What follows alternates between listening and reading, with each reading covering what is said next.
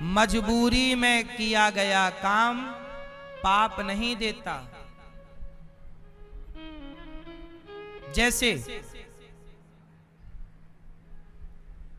झूठ बोलना पाप है, बोलो हाँ, बोलो हाँ। झूठ बोलना पाप है, पर भगवान श्री कृष्ण ने स्वयं कहा था महाभारत में, झूठ बोल दो। क्या बोल दो? कह दो कि अश्वत्थामा मारा गया। गुरु द्रोणाचार्य से कह दो कि गुरु द्रोणाचार्य का बेटा अश्वत्थामा मारा गया। किसने बोला? भगवान कृष्ण ने कहा बोल दो। धर्मराज युधिष्ठिर बोले मैं नहीं बोलता, मैं झूठ नहीं बोलूंगा। भगवान बोले बोल दो। क्यों? अब सोचिए, भगवान एक तरफ कहते हैं सच बोला करो और एक तरफ भगवान कह रहे हैं झूठ बोल दो। क्यों? क्योंकि वहां परिस्थिति देखना पड़ेगी। वहां गुरु द्रोणाचार्य पांडवों की सेना को मारे जा रहे हैं, लाखों सेना मार चुके हैं, उनका क्रोध ज्यादा है, मार रहे हैं। सेना खड़ी है, मार रहे हैं खड़ी सेना को। लड़ने वाली सेना अलग थी, लड़ने वाली को नहीं मार रहे थे, जो खड़ी थी सेफ्टी में के वहां दौड़ पड़ेगी जहां रिजर्व सेना होती है ना, एक्स्ट्रा। खड़ी सेना को मार रहे हैं। भगवान कृष्ण बोले ये तो मार डालेंगे, गुरु द्रोणाचार्य को रोकना पड़ेगा। कैसे रोका जाए? बोले सच से ये रुकेंगे नहीं, झूठ से रुकेंगे। बोल दो कि अश्वत्थामा इनका बेटा मारा गया। धर्मराज बोले मैं नहीं बोलता। तब क्या किया? अश्वत्थामा नाम के हाथी को मार दिया और बोले अब तो बोल दो कि अश्वत्थामा मारा गया। बोले हाँ बोल देंगे, लेकिन वो तो हाथी मारा गया है। तो बोले गुरु द्रोणाचार्य ने पूछा कि क्यों धर्मराज, क्या अश्वत्थामा मारा गया? सब कह रहे हैं, अफवाह फैल गई कि अश्वत्थामा मारा गया। तो धर्मराज युधिष्ठिर से पूछा कि तू सत्यवादी है, तुम बताओ सही बोलो, क्या अश्वत्थामा मारा गया? धर्मराज युधिष्ठिर बोले हाँ अश्वत्थामा मारा गया। नरोवा कुंजरोवा, हाथी मारा गया कि नर मारा गया? गुरुजी आप थोड़ा रिसर्च कर लेना। लेकिन वो नरोवा कुंजरोवा बोला है, उसके पहले भगवान ने शंख बजा दिया। ये बात सुनी नहीं गुरु द्रोणाचार्य और अपना धनुष रख दिया। और रखा तो धृष्टद्युम्न ने आकर के गुरु द्रोणाचार्य का सिर काट दिया। ऐसे हत्या हुई गुरु द्रोणाचार्य की। अब मुझे ये बताओ कि परिस्थिति, सच बोलना धर्म है, पर कई बार झूठ बोलना भी धर्म हो जाता है। बोलो हाँ। यदि आपके एक झूठ बोलने से हजारों निर्दोष लोगों की जान बच रही है तो बताओ वो झूठ सच से बड़ा है या नहीं? हजारों गाय की रक्षा हो रही है आपके झूठ से, तो वो झूठ सच से बड़ा है या नहीं? वो परिस्थिति क्या है, सिचुएशन पर निर्भर करता है कि उस समय हम जो कह रहे हैं वो बात सही है कि गलत है। कई बार गलत भी सही होता है और सही भी गलत हो जाता है। इसलिए धर्म को बड़ी बारीकी से समझना पड़ता है। इसलिए मेरी मां, आप लोगों से बस मेरी यही विनती है कि मां, आप पाप से बचना। मांस खाना, यदि आपके प्राण जा रहे हैं, कोई विकल्प नहीं, मर जाओगे आप, उस स्थिति में चलो किसी के प्राणों को बचाना कि आपके पास अन्न है ही नहीं, दूर दूर तक नहीं है। आपके देश में अन्न नहीं होता, चावल नहीं है, दाल नहीं है, गेहूं नहीं है, कोई भी, केवल मछली है। तो उस परिस्थिति पर यदि आप मछली खाते हैं तो वहां अपने अपने प्राणों को बचाने के लिए खाया है। वहां आपका धर्म है, आप अपने प्राणों की रक्षा करें। स्वयं के प्राणों की रक्षा करना भी धर्म है। लेकिन ये बात केवल वहां सीमित है जहां विकल्प ना हो। अब आपके पास फल हैं, तमाम पदार्थ हैं और फिर भी आप सब छोड़ के मछली खाओ तो फिर आप पाप के भागी बनेंगे, क्योंकि यहां विकल्प है। बात समझ में आ रही है कि नहीं? अब आप कहो जी नहीं जी, देखो लिखा है कि मांस खा लेना चाहिए। अरे मांस खा लेना चाहिए, किस परिस्थिति में ये बात कही जा रही है? एक गुरुजी थे, उनका चेला पीता था बीड़ी, बीड़ी पी रहा। गुरुजी को पता लगा कि चेला बीड़ी पीने लगे। बोला, ए यहाँ बीड़ी पीता?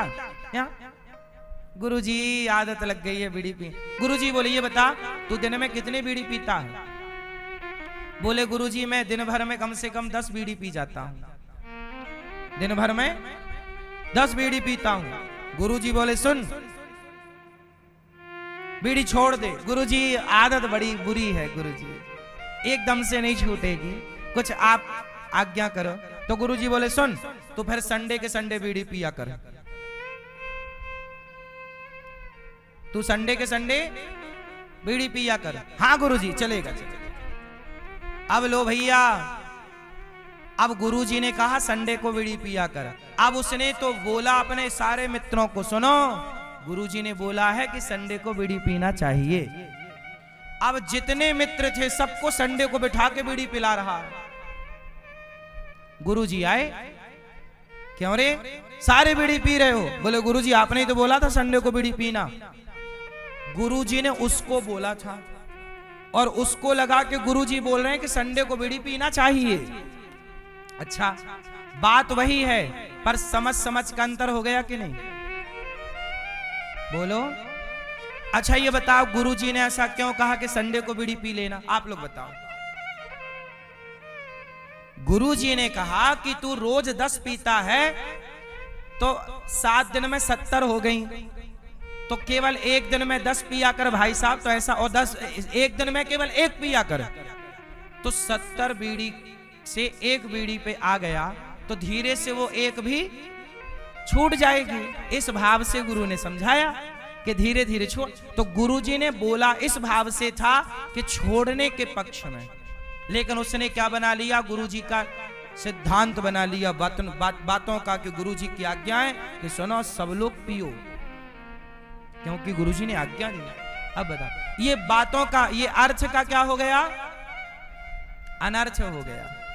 ऐसे ही शास्त्रों में कोई बात कही जाती है तो उसे आप लोग पूरा नहीं समझते कि वो किस परिस्थिति में किसके लिए कही जा रही है। कुछ बातें सबके लिए नहीं है। क्यों? अब एक बाप के 4 बेटे हैं तो बाप डांट रहा है बच्चे को, तो डांट रहा है तो उस 4 बच्चों में एक को ही तो डांट रहा होगा जो गलती किया होगा, सबको थोड़ी डांट रहा होगा। तो कई बार शास्त्रों में लिखा पाया जाता है, देखो ऐसा लिखा। अरे भाई साहब, अब तुम पूरा समझते नहीं हो, तुम कहते हो ऐसा लिखा है। अरे वो बात किसको कही जा रही है, किस? अब जैसे उदाहरण देता हूं मैं, रामचरितमानस में एक चौपाई है, उस पे लेके बड़ा विवाद होता है। ढोल गंवार शूद्र पशु नारी सकल ताड़ना के अधिकारी। इस चौपाई पे ना बड़ा नेता लोग हंगामा करते हैं। लोग कहते हैं तुलसीदास जी ने गलत लिख दिया। तुलसीदास जी ने गलत नहीं लिखा, तुम्हारी अक्ल में ताला पड़ गया है, तुम्हारे को समझ नहीं आती तो हम क्या करें।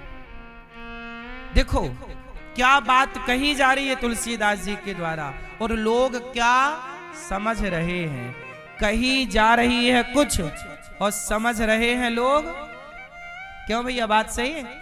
कई बार आप कुछ कहना चाहते हैं और सामने वाला समझता है कुछ और। क्यों ऐसा होता है? गलतफहमी कि नहीं? कई बार पत्नी कहना कुछ चाहती है, पति समझ लेता है कुछ और गलत समझ के मुंह फुला लेता। तुमने ऐसा कह दिया जबकि वो बात थी ही नहीं जो तुम समझे बैठे हो। गलतफहमी पैदा हो जाती है। बोलो हाँ, ऐसा होता है कि नहीं घर परिवार में? कई बार पति बोल देता है कुछ, उसका कहना कुछ और था और पत्नी ने समझ लिया कुछ और। ऐसा होता है। तुलसीदास जी कहते हैं ढोल गंवार शूद्र पशु नारी सकल ताड़ना के अधिकारी। ढोल मतलब ढोलक, ढोल नगाड़ा, ढोल है ना भाई, ढोल ढोल बाजे, वही वाला ढोल, ढोल गंवार, ढोल गंवार। क्या बोलते, तू एक नंबर का गंवार है।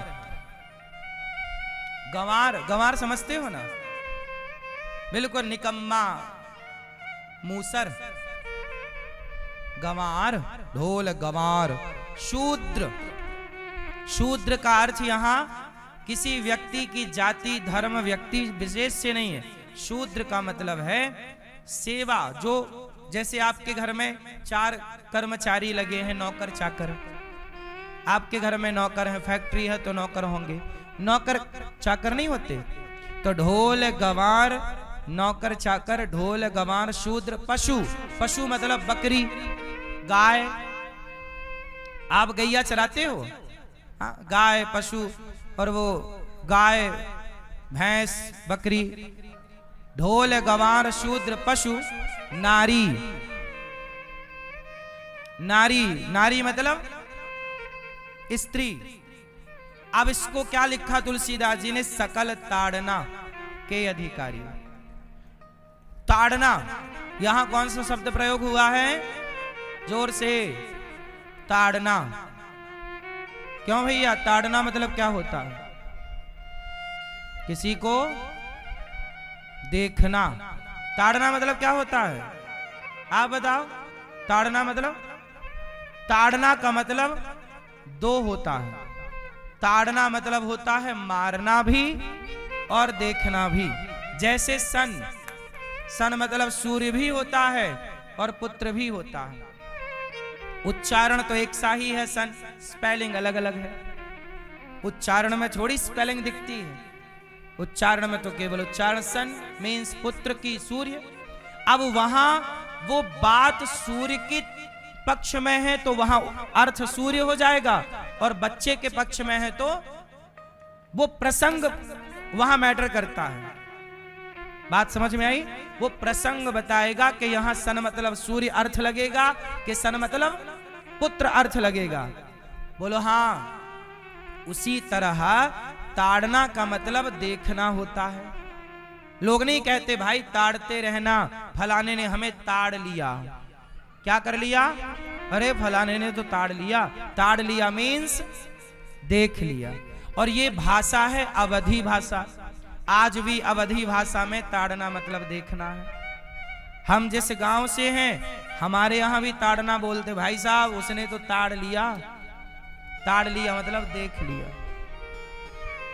तो यहां देखना अर्थ है। ढोल गंवार शूद्र, ढोलक को देखना पड़ता है, सुर से उतर तो नहीं गई, बार बार ठोकना पड़ता, खींचना पड़ता है। गंवार को देखते रहो, गलत तो नहीं कर रहा।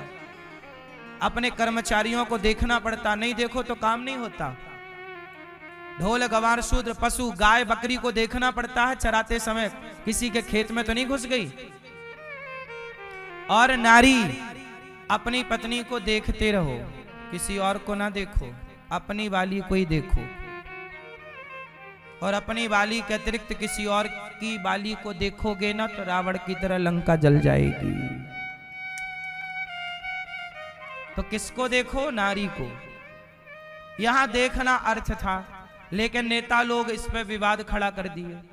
बोले मारने का कह रहे हैं तुलसीदास जी, तुम्हारी हरकत मारने वाली होगी तो मारा भी जाएगा, वहां अर्थ बदल जाएगा। यदि तुम्हें हम प्यार से समझा रहे हैं, समझ जाओ। साम दाम दंड भेद। भाई माँ बच्चे को समझाती है, ए उधम नहीं कर, बैठ जाओ चुपचाप, चल पढ़, पढ़ो जल्दी। बच्चा नहीं पढ़ रहा, फिर भी उधम, फिर भी मैया यहाँ चटा चटा चटा, रोता सो जाता। बोलो हाँ। तो माँ पहले क्या करती है? बच्चे को समझाती है, और नहीं समझे तो बोलो मेरी माँ मारती है। अब मारती है इसका मतलब ये नहीं होगा कि माँ दुश्मन है। माँ ने मार दिया बच्चे को तो क्या माँ दुश्मन हो गई? हाँ। ऐसे ही हमारे संतों ने, तुलसीदास जी ने कहा कि ढोल गंवार शूद्र पशु नारी, सबको देखना पड़ता है। टाइम टू टाइम देखते रहो। जरा सीता मैया को लक्ष्मण जी ने छोड़ दिया जंगल में अकेला। राम जब गए मारीच को मारने तो बोल कर गए कि सीता जी को देखते रहना, है ना।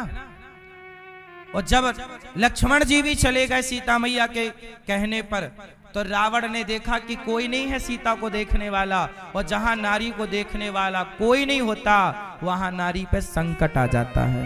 तो नारी पर संकट ना आए इसलिए कहा है कि भाई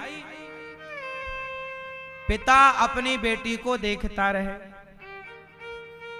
जब पिता के बाद वो पति के हाथ चली जाए तो पति अपनी पत्नी को देखता रहे, और पति बूढ़ा हो जाए या पति भगवत धाम चला जाए तो उस नारी का पुत्र उस नारी को मां के रूप में देखता रहे। स्त्री को या पिता देखे या पति देखे या पुत्र देखे या भाई देखे, क्यों जी देख रेख में रहना जरूरी है कि आजादी कोई ना देखे। बोलो मेरी मां, कोई ना देखे। क्या आप ऐसा चाहते हैं कि आपको कोई ना देखे? बोलो, कोई ना देखता। जिन नारियों को कोई नहीं देखता वो नारियां जब कोई की देख रेख से हट जाती हैं तो वो सूप नखा जैसा आचरण करने लग जाती हैं। सूप नखा बोली हमसे ब्याह कर लो, जिसको देखे वहीं आई लव यू चालू उसका। राम बहुत सुंदर हो, आई लव यू, कर लो हमसे ब्याह। राम जी बोले हम नहीं करेंगे, चलो लक्ष्मण जी तुम, आई लव यू तुमसे, तुम कर लो ब्याह। वहां भी जब नहीं बनी बात तो फिर लक्ष्मण राम ने बोला कि अब तो ये मां ने समझाए, बहना मान जा, देवी मान जा, तू हमारी माँ है, तू हमारी बहन है, हम तुझे बहन कह रहे हैं, हम तुझे माँ कह रहे हैं, और तू सिर पे चढ़ी जा रही है। और जब नहीं मानी तो फिर लक्ष्मण जी ने कहा ला तेरी नाक ला, तेरी नाक ही काटू। फिनिश कर दी। नाक काहे काट दी? हाथ काटते तो इसे कहना पड़ता मैं वहां गई थी तो हाथ कट गया। पांव काटते तो इसे बोलना पड़ता वहां गई थी तो पांव कट गया। नाक इसलिए काटी कि इसे बताना ना पड़े कि कहां गई थी, लोग देख के ही समझ जाएंगे कि नाक कटाने ही गई थी, नाक कटा के आ गई। इसलिए स्त्री हमेशा पिता, पुत्र, पति और भाई बुजुर्गों की देख रेख में, जिस नारी के यहाँ कोई नहीं होता ना उसे नाना दादा पाल पोस के ना बड़ा करते हैं मैया। देख रेख चाहिए कि नहीं? फिर अंडा रखकर चिड़िया मर जाए, सिकाई ना हो संडे की तो वो अंडा भी यूं ही खत्म हो जाता है। उस अंडे को भी उसकी मां चाहे, कोई देख रेख चाहिए। जंगल में सरवाइव करना सबसे कठिन है। जंगल में जैसे बच्चा पैदा होता है ना छोटा, वो शेर आ जाता है। कई बार शेर जैसे ही बच्चा पैदा होता है हिरनी का बच्चा धरती पे गिरा के शेर झपट्टा मारा, हिरनी भाग गई, बच्चा उसके हाथ में आ गया। या फिर कोई हिरनी मां मर गई और उसका बच्चा नवजात है, तो वो नवजात बच्चा के बचने की संभावना 99% तो नहीं है। नवजात बच्चा भी पैदा होते ही घास नहीं खाता, उसे कम से कम 10-15 दिन दूध पर रहना पड़ता है। जंगल का ये जीवन बोल रहा हूं। यदि मां चली गई दूध कौन पिलाएगा? कोई दूसरा झुंड में किसी का पी लिया दूध किसी मां का तो जिंदा रहेगा।